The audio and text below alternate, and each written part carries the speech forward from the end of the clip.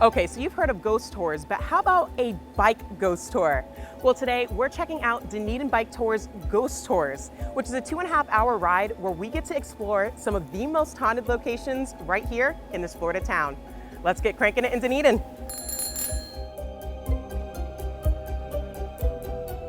Dunedin Bike Tours is offering ghost bike tours.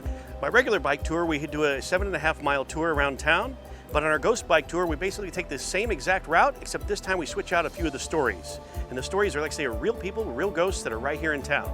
I am the only ghost bike tour in Florida and only the third ghost bike tour in the United States. This is for entertainment purposes only. We go out and go to different places where there have been actual sightings of ghosts, and we talk about those entities that are there. Now, when we do that, we are not having expectations that we will actually see something, but we might see something. It's really left up to you and what you believe.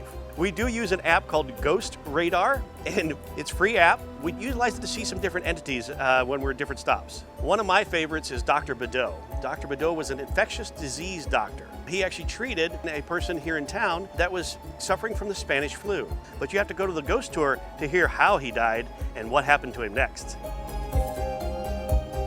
In order to put a good ghost tour together, I had to have a real history with it. So I worked with the Dunedin History Museum to get the real stories, and so we actually give a portion of the proceeds back to the History Museum to help the effort so people can still learn about history here in Dunedin. So the tour is about 7.5 miles and about 2.5 hours.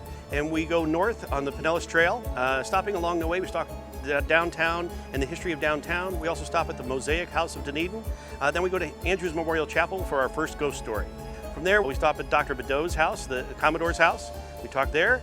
We then might even stop at the Fenway Hotel and talk another ghost story there. But one of the unique things that we also have in Dunedin is the Witches of Dunedin. And some of our tours, if we get a chance, we may even stop and watch one of their shows. Halloween is one of my favorite holidays, so I have to bring it alive when it comes to October. So I have fun when I do this. So to me, it's not really work. It's more of a passion that I love to share the history of the town and the history of the ghosts that are here as well.